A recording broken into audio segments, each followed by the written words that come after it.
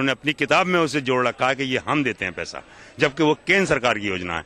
मुसलमानों के खाते खुलवाए जाते हैं अव्वल से 5वीं तक के बच्चों के, और उनके खाते नहीं खुलते। इस साल 50% छात्रवृत्ति कुल मिल सके मुसलमानों को। मदारिसे अरबिया टीचर्स एसोसिएशन के मुताबिक समाजवादी पार्टी ने अपने इंतखाबी मंशूर में 150 मदरसों को ग्रांट ऑन एड पर लेने का ऐलान किया था, जो अभी तक पूरा नहीं हो सका है। इसी तरह मदरसा असातिज़ा की तनख्वाहों से मुताल्लिक रिजवी कमेटी की सिफारिशों पर अमल नहीं हुआ है। मदारिस के फलाह बहबूद के लिए ही ये गवर्नमेंट बनाई गई है। 2 सालों से चूंकि ये समाजवादी पार्टी ने अपने घोषणा पत्र में कहा है कि हम मदारिस के मफाद में काम करेंगे, मदरसों को ग्रांट लिस्ट में लेंगे, लेकिन 2 सालों में जो मदारिस के मसाइल हैं उन मसाइलों पर कोई अभी संतोषजनक है वो काम अभी नहीं हुए हैं। सरकार ने असातिज़ा के एजाजिया में इजाफे का ऐलान करके राहत देने का काम किया है। असातिज़ा के लिए एजाजी अवार्ड और मदरसे के तलबा को दिगर तालीमी इदारों की तरह खेल कूद और गैर निसाबी सरगर्मियों के लिए फंड फराहम कराने का ऐलान खुश आइंद साबित हो सकता है। ETV news, Lucknow. तालीम के मैदान में अपनी जौहर दिखाने वाले होनहार मुस्लिम बच्चों की दिल्ली में हौसला अफजाई की गई। Al Harmain educational society of government teachers association के इश्तराक से ये प्रोग्राम हुआ। इस मौके पर आम आदमी पार्टी के लीडर और साबिक वजीर आजम लाल बहादुर शास्त्री के पोते आदर्श शास्त्री का कहना था कि दिल्ली हुकूमत उर्दू स्कूलों को नजरअंदाज नहीं करेगी।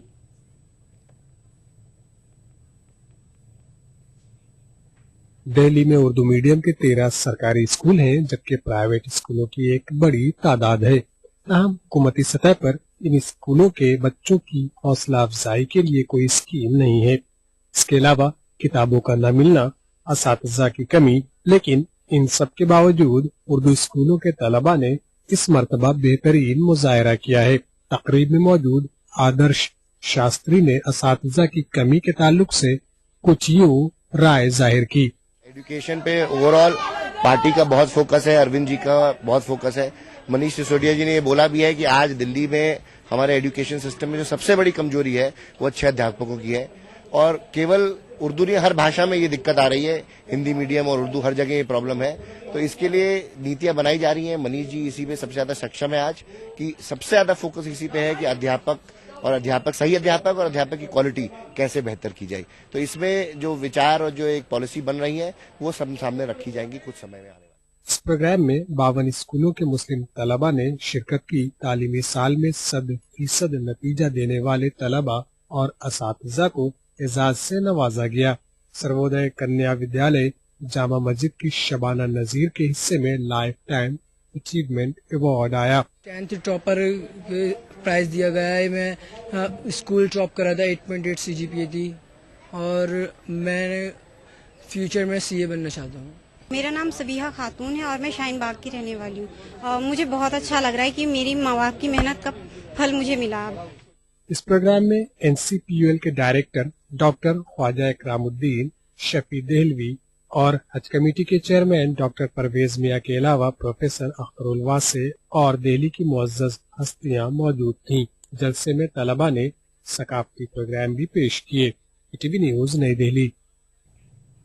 मुंबई के centre for study of society and secularism को नेशनल कम्युनल हार्मनी अवार्ड्स देने जाने का ऐलान किया गया है। ये अवार्ड मरकजी वजारत दाखिला की जानिब से दिया जाता है। मारूफ समाजी कारकुन और दानिश्वर मरहूम असगर अली इंजीनियर ने 1993 में एक इदारे की बुनियाद डाली, जिसका नाम रखा centre for study of society and secularism. Asghar Ali Engineer ने तो दुनिया को खैराबाद कह दिया, लेकिन उनका कायम करदा सेंटर आज भी एक तहरीक की शक्ल में अपना फरीजा अंजाम दे रहा है। इस सेंटर का मकसद फिरकों के बीच हमांगी पैदा करना, इत्तेहाद भाईचारा को फरोग देना और माशरे में तवाजुन बनाए रखने की कोशिश के साथ हिंदू मुसलमानों के बीच एक दूसरे के बारे में फैली गलत फहमियाँ दूर करना शामिल है। बहुत सारी गलत फहमियाँ दोनों कम्युनिटी को एक दूसरे के बारे में है, और ज्यादा मुसलमानों के बारे में बहुत सारी गलत फहमियाँ हैं।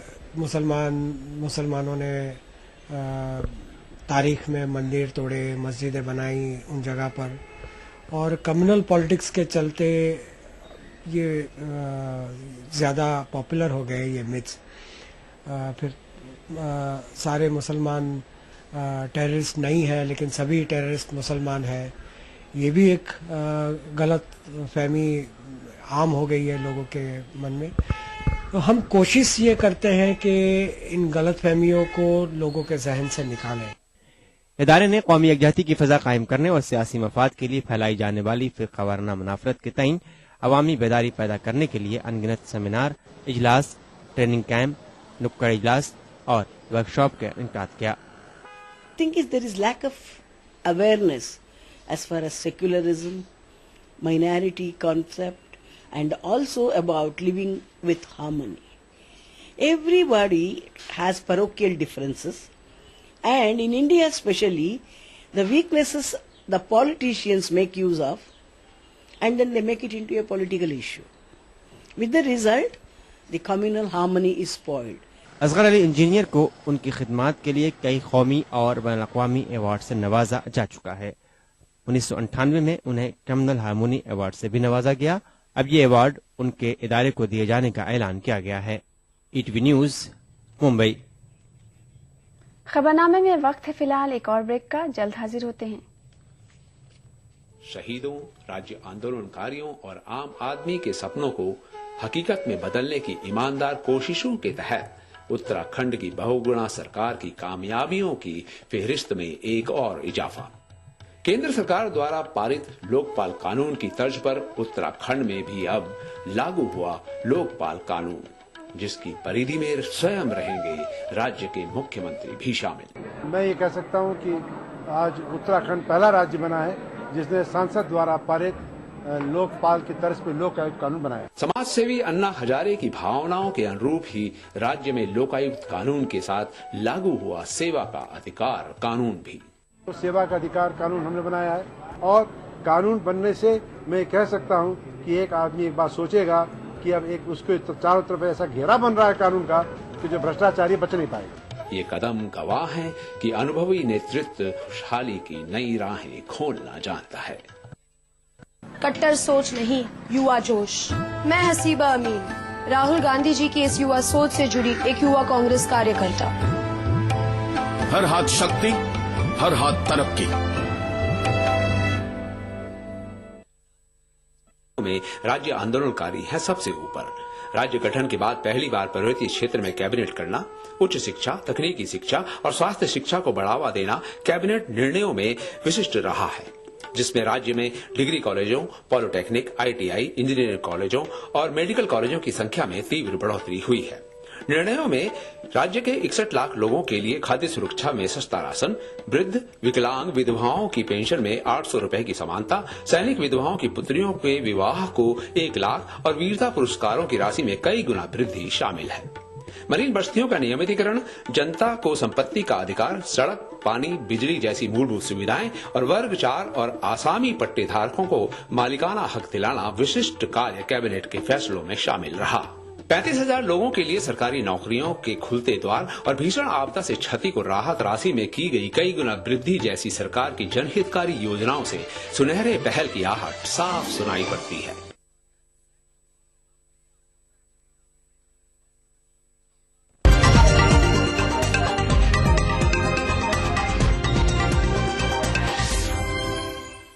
खबरनामे में आपका एक बार खैर मकदम है। बांग्लादेश की एक अदालत ने असलाह केस में 14 अफराद को सजाए मौत सुनाई है। सजा पाने वालों में बांग्लादेश जमात इस्लामी के सरबराह मुतीउर रहमान निजामी, अपोजिशन पार्टी के साबिक वजीर लुत्फुज्जुमा बाबर और हिंदुस्तान के इंतहा पसंद तंजीम United Liberation Front of Assam ULFA के सरबराह परेश बारुआ शामिल हैं। वाज़ेह रहे कि असलाह केस 10 बरस पुराना है।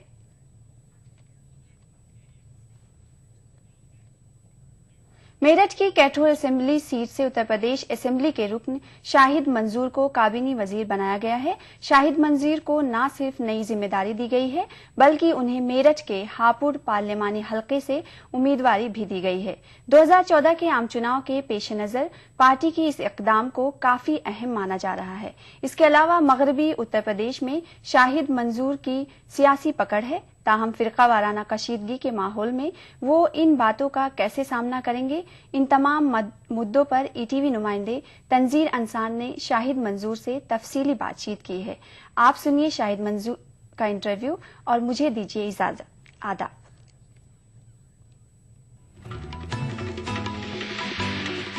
नाज़रीन, आज हमारे साथ मौजूद हैं यूपी हुकूमत में कैबिनेट मिनिस्टर जनाब शाहिद मंजूर साहब। इससे पहले भी वजीर ममलिकत की हैसियत से वो रोजगार और सेवा योजन मंत्रालय का जो है जिम्मेदारी संभाल रहे थे। कैबिनेट मिनिस्टर बन गए हैं, अब जिम्मेदारी और अहम हो गई है। इसके ताल्लुक से आज हम इनसे कुछ सवाल करेंगे। जनाब शाहिद साहब, कैबिनेट मिनिस्टर बनने के बाद जिम्मेदारियों का सिलसिला कितना बढ़ गया है? क्या अब जो है और ज्यादा जो है आपके ऊपर प्रेशर है?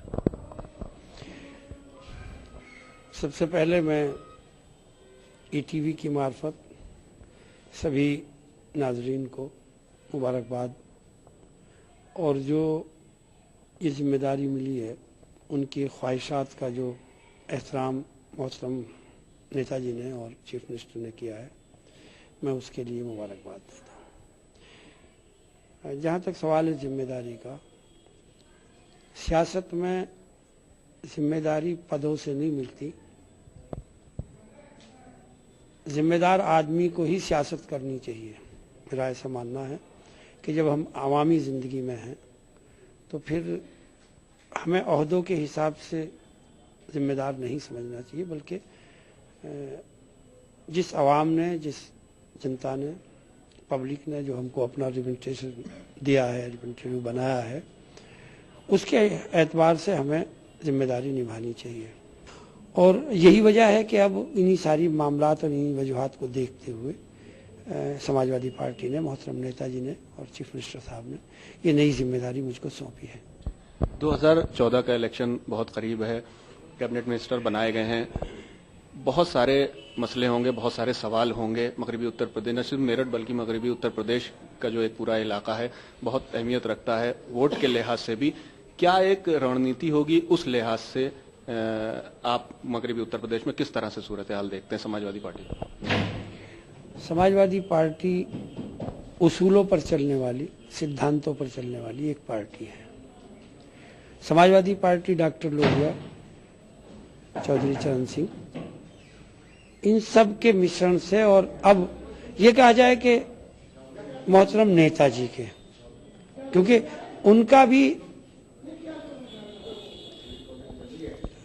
उनका भी जो एक तजर्बा है वो बहुत ही लंबा तजर्बा है। उस तजर्बे के एतबार से एक पार्टी की नीति बन गई, पार्टी की एक लाइन तय हो गई। समाजवादी पार्टी उसी लाइन पर काम करती है। आपने जो सवाल किया कि कैसे पश्चिमी उत्तर प्रदेश में, तो हम अपने उसूलों पर, सिद्धांतों पर हम उसी पर काम करेंगे जो हमने पब्लिक में वादा किया था, मैनिफेस्टो किया था, जो हमने पूरा करने की कोशिश करी, उसी मैनिफेस्टो के आधार पर हम लोग काम करेंगे। जब हुकूमत की बात होती है, ये 2 साल का पूरा एक वक्फा, लेकिन अभी 4 महीना पहले जो मुजफ्फरनगर के फसादात हुए, ये कहीं ना कहीं तोहमत और जो है एक दब्बा भी लगाते हैं हुकूमत की कारकर्दगी पे। हालांकि एडमिनिस्ट्रेशन के ऊपर जो है सवालात उठे, साथ में हुकूमत की क्या जिम्मेदारी थी, किस तरह से आप उसे देखते हैं कि वो कितना ज्यादा जो है एक जिम्मेदारी थी जिसे हुकूमत नहीं निभा पाई, या फिर उसकी वजह से नुकसानात होंगे? समाजवादी पार्टी में अपने आप को माइनॉरिटी महफूज समझती है। मुजफ्फरनगर का झगड़ा या दूसरे झगड़ों ने उस पर एक क्वेश्चन मार्क लगाया, और मैं मानता हूं कि हमारी सरकार में फिरका परस्त ताकतों ने जो साजिश रची, वो साजिश में थोड़ी देर के लिए कामयाब हो गए। मुजफ्फरनगर का आपने जिक्र किया, तो मुजफ्फरनगर का सानहा या मुजफ्फरनगर का झगड़ा, वो 10 घंटे के बाद वजीर आला ने उसको कंट्रोल कर लिया, लट्टी लगाई और हमने उस पर काबू पा लिया। झगड़ा हुआ, उसके लिए सरकार ने और हम सब लोग शर्मिंदगी भी महसूस कर रहे हैं कि हमारी सरकार में झगड़ा नहीं होना चाहिए था। फिरका परस्त ताकतों ने झगड़ा किया और वो अपने मंसूबे में कामयाब हुई। लेकिन जैसी ही सरकार एक्टिव हुई, सरकार मैदान में आई, तो फिर उनके मंसूबे हमने नाकामयाब किए। और जो फिसादात से मुतासिर थे। देखिए, हिंदुस्तान में फिसाद, मुजफ्फरनगर का फिसाद पहला नहीं, मुजफ्फरनगर में इससे पहले भी कई फिसाद हो चुके, लेकिन जब जब फिसाद हुए तहमत लगी पुलिस पर, तहमत लगी एडमिनिस्ट्रेशन पर, तहमत लगी डीएम और एसएसपी पर। ये पहला फिसाद है कि दो भाई आपस में लड़ तो लिए, झगड़ा तो हो गया, नुकसान इधर हुआ उधर हुआ, कहाँ ज्यादा कहाँ नहीं हुआ मैं उसमें नहीं पढ़ना चाहता, लेकिन झगड़ा हुआ और दोनों फिरकों का नुकसान हुआ, कहीं थोड़ा कहीं ज्यादा। लेकिन सरकार ने बहुत थोड़े वक्फे में उस पर कंट्रोल भी कर लिया। उत्तर प्रदेश में जो झगड़ों का, फसादात का जो सिलसिला है वो महीनों महीनों सालों सालों चलता है, लेकिन सरकार की इसको कामयाबी ही कहेंगे कि हमने उस माहौल को बहुत थोड़े वक्त में कंट्रोल कर लिया। कंट्रोल नहीं किया, बल्कि जितनी जल्दी हम रिलीफ का काम कर सकते थे वो रिलीफ पहुंचाने का काम किया। जो मुआवजा दे सकते थे वो मुआवजा देने का काम किया।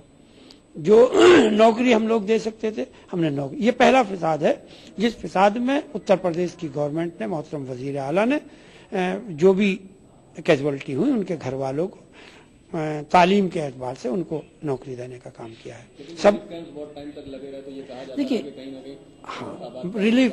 देखिए, अब इससे पहले कितनी गवर्नमेंट है जिन्होंने आबादकारी का काम कराया। आबादकारी करने के लिए, कहीं बसाने के लिए जमीन की जरूरत पड़ती है, दूसरे मसाइल सारे हैं उनके। अब जिन लोगों ने अपने गांवों में जाना नहीं पसंद किया उनकी जांच कराई गई, उनको मुआवजा दिया गया, उनको पैसे दिए गए कि अब अगर आप वहां नहीं जाना चाह रहे हैं तो जहां चाहें ये पैसे 5 लाख रुपए ले लें, अपना घर बना लें। ज्यादातर उन गरीबों को घर बनाने के लिए सरकार ने पैसा दिया। और जहां तक कैंपों का ताल्लुक है तो एक दिन, पहला दिन तो इंतजाम करने में लगा, दूसरे दिन से तमाम कैंपों में हमने राहत का काम और जो इमदाद का काम है उसको पहुंचवाने का काम किया। और आज भी जो कैंप हैं, सरकार बिल्कुल इस बात के लिए तैयार है कि जहां कोई जायज बात है, अगर कोई परेशानी है और जायज परेशानी है तो सरकार उसको दूर करेगी। हम असेंबली इलेक्शन से लग रहा था कि समाजवादी पार्टी मगरबी उत्तर प्रदेश में मतलब एक मजबूत कदम रख रही है और आने वाले दिनों में जो है सियासत यहाँ की जमीन उसकी बहुत मजबूत होगी। इस फसाद ने कितना नुकसान पहुंचाया पार्टी को 2014 के लिए? कोई भी फसाद वक्ती तौर पर होता है और नुकसानात वक्ती होते हैं। जब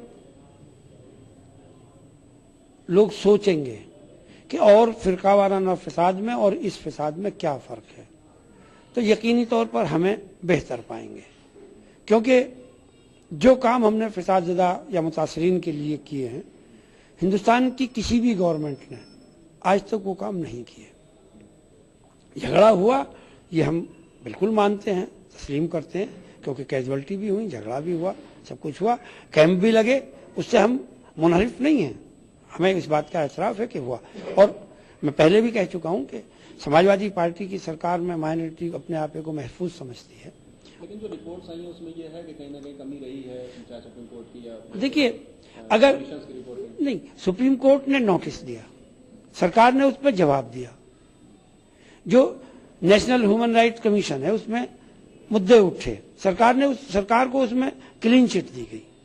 तो जब बात हुई और लोग कहीं भी गए, किसी भी जगह गए, तो उस जगह जाने के बाद तो स्वाभाविक है लोग अपनी बात कहेंगे, लेकिन रिजल्ट क्या निकला उस रिजल्ट पे भी तो निगाह डालें। नेशनल ह्यूमन राइट्स कमीशन का जो बनाया है वो सेंट्रल गवर्नमेंट के अधीन है, यूपी गवर्नमेंट के नहीं। वो कहता है कि सरकार जो कुछ कर सकती थी उससे ज्यादा करने की कोशिश की है, और अगर कहीं कोई कमी है तो हम लोगों ने पहले भी जिम्मेदारी निभाने की। मैं तो उनमें से हूँ जो मोहतरम शिवपाल सिंह यादव जी के साथ में और उससे पहले भी दोनों बार उनके साथ मुजफ्फरनगर गया, वहाँ के हालात को देखे और हालात को संभालने के, हालात को कंट्रोल करने की और लोगों की मदद करने की, मैं उनमें से हूँ। और अभी भी हम जहाँ कहीं अगर कहीं कोई दिक्कतें हैं, कोई परेशानी है, लोग दुखी हैं, तो कोशिश करेंगे कि उनके दुख का निवारण करें, उनकी तकलीफों को दूर करें, जितना हो सकता है इंशाल्लाह हम उसको करने की कोशिश करें। अब 2014 इलेक्शन है, आप पार्टी कह रही है कि लोकसभा की जो ज्यादातर सीटों पे वो अपने कैंडिडेट खड़े करेंगे, बीजेपी हो, कांग्रेस हो, या फिर जैसे कि आपकी पार्टी है जो यूपी में इलेक्शन बड़े पैमाने पर लड़ती है और सीटें जीत के आती है, क्या फर्क पड़ेगा आम आदमी पार्टी के कैंडिडेट्स जो एक वो बदलाव की बात करते चले आ रहे हैं, जो पहले से पार्टीज हैं उनको लेके क्या वोटर्स का कुछ दिल बदलेगा या फिर नया वो बदलाव चाहेंगे, किस तरह से आप? पिछले दिनों 5 सूबों में इलेक्शन हुए।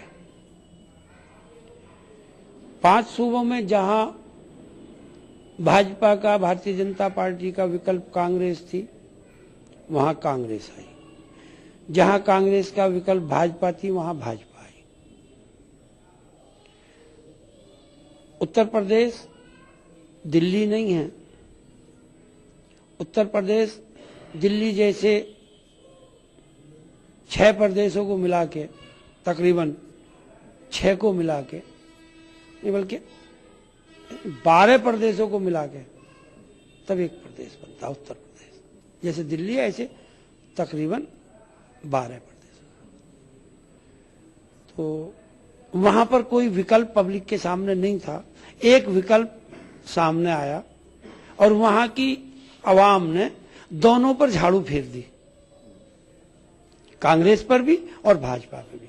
हमारा भी कहना यही है, हमारा कहना बिल्कुल यही है कि जहां जहां अपोजिशन पार्टी हैं वो इन दोनों पार्टियों पर, जैसे समाजवादी पार्टी है, भारतीय जनता पार्टी पर और कांग्रेस पर, पूरे प्रदेश में इन पर झाड़ू फेर देंगे हम लोग।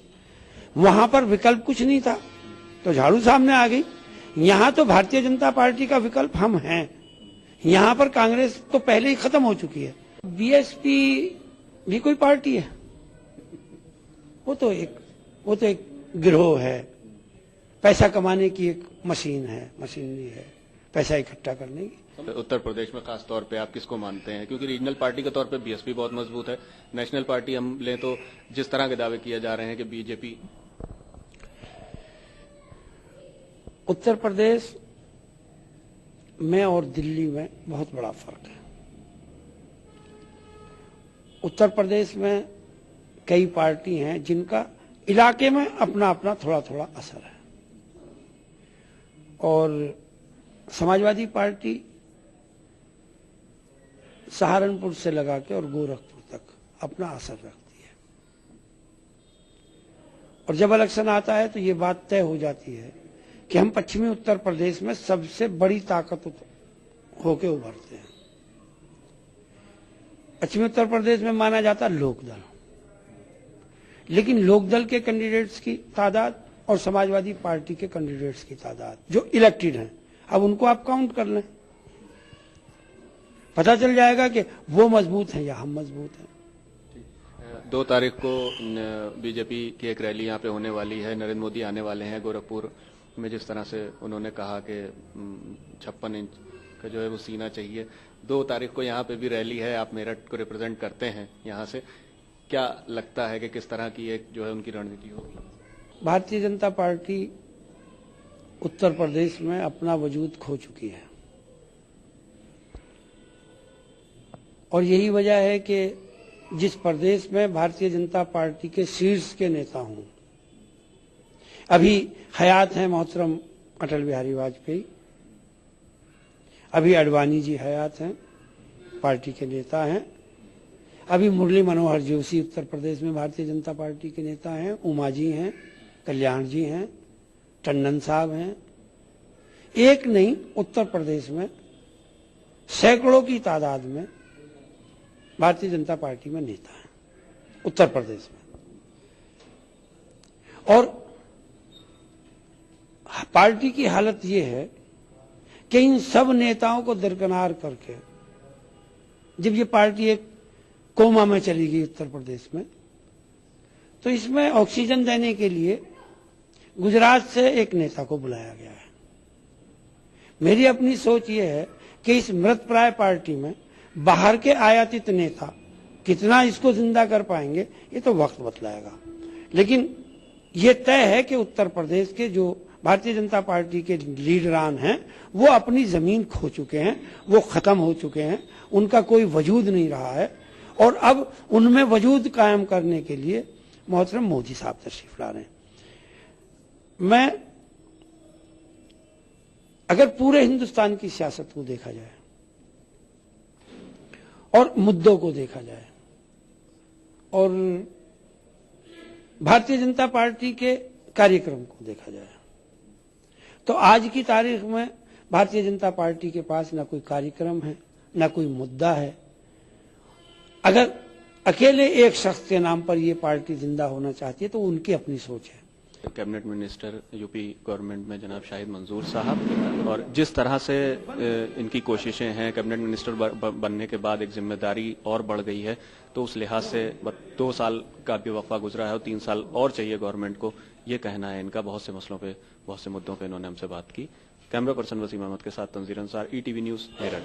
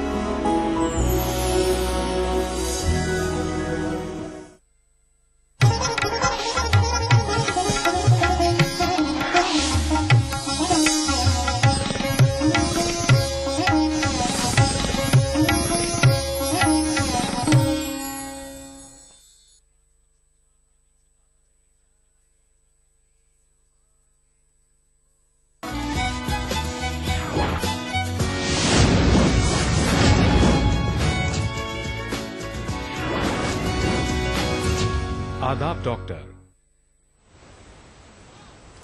लाइव फोन इन प्रोग्राम आदाब डॉक्टर में हम आपका तहे दिल से स्वागत करते हैं, तहे दिल से खैर मकदम करते हैं।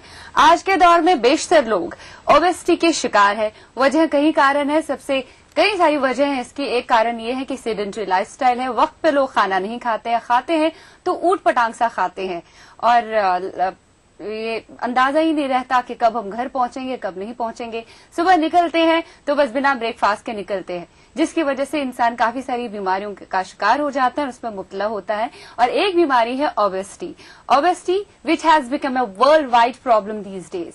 क्या है ओबेसिटी, क्यों होते हैं हम इसके शिकार, और क्या खाएं, कब खाएं, क्या चीज खाएं, क्या नहीं खाएं, और इससे बचने के क्या क्या इकदाम हैं, ये हम सब जानेंगे आदाब डॉक्टर में। हमारे साथ अपोलो ग्रुप ऑफ हैदराबाद की जानी मानी Apollo group hospital of Hyderabad की जानी मानी डाइटिशियन है, चीफ डाइटिशियन है हरिता श्याम। आपका बहुत बहुत स्वागत है हमारे इस प्रोग्राम में। इनसे हम ढेर सारी बातें जानेंगे। आपके जितने भी सवाल है आप हम तक पहुंचा सकते हैं और डॉक्टर उन सवालात का जवाब देंगी। अगर आप अपनी बात या अपने सवाल हम तक पहुंचाना चाहते हैं, उसके लिए सबसे पहले आप अपनी हाइट, अपनी उम्र और साथ ही साथ अपना वजन सवाल के साथ हम तक पहुंचाएं। हम आपको अपने नंबर्स बताएं। हमारे नंबर्स हैं 04023313820 और 04023313380। और आपको ये भी बताएं, अगर आपका कोई क्वेश्चन है, कोई सवाल है, उसके लिए आपको क्या करना है, टाइप करना पड़ेगा ADR स्पेस देकर अपना सवाल नाम के साथ और अपने शहर के साथ और उसे भेज दें 56263579। और साथ ही साथ हमारा email ID भी आपको बताएं। अगर आपको विस्तार से या वजाहत के साथ अपना सवाल हमारी डॉक्टर तक पहुंचाना है तो उसके लिए adr@etv.co.in पर आप हमसे संपर्क कर सकते हैं। डॉक्टर साहबा, इससे पहले कि भोचार हो जाए सवालों की शुरू, हम चाहते हैं कि हम आपसे जानें और अपने सारे नाजरीन को आप बताएं कि एक्चुअली ये ओबेसिटी जो है ये क्या है, क्या ये सिर्फ मोटापा है या कुछ और है? अभी recently WHO world health organisation ने ओबेसिटी या मोटापे को एक बीमारी घोषित की है। अभी तक ये एक कॉज रहा है कि बाकी बीमारियां न हो, मगर अभी इसको भी एक बीमारी की तरह घोषित किया गया है। तो इसलिए घोषित किया क्योंकि अगर इससे शुरू होता है और ये जब एक्सट्रीम पे पहुंच जाता है या क्लास 1 क्लास 2 ओबेसिटी तक पहुंच जाता है तो दूसरी लाइफस्टाइल डिसऑर्डर्स होने के चांसेस है, जैसे डायबिटीज है, हार्ट अटैक है, हाइपरटेंशन है। ये सब बेसिकली अपने वेट से जुड़े हुए हैं। ये आपने जिक्र किया ओबेसिटी 1, ओबेसिटी 2, इसका अंतर समझा पाएंगे, क्या डिफरेंशिएट है, बेसिकली कैसे करेंगे? हाँ, बेसिकली ओबेसिटी तब होता है जब हमारा वजन से 20% अगर ज्यादा है तो उसको ओबेसिटी क्लास 1 कहते हैं। तो जैसे ही और इससे BMI से कैलकुलेट करते हैं, बॉडी मास इंडेक्स। तो अगर 30 तक रीच हो जाता है BMI तो वो क्लास 1 ओबेसिटी होता है। 35 to 40 क्लास 2 ओबेसिटी होता है, but anything greater than 40 is morbid obesity. मुझे लगता है नाज़रीन के लिए बहुत बड़ी ये जानकारी है, उनको क्लास 1 ओबेसिटी, क्लास 2 ओबेसिटी के बारे में पता चला। लेट्स सी हमारे साथ इस वक्त कौन जुड़ा है जिसका प्रश्न इस वक्त हमारे और आ रहा है।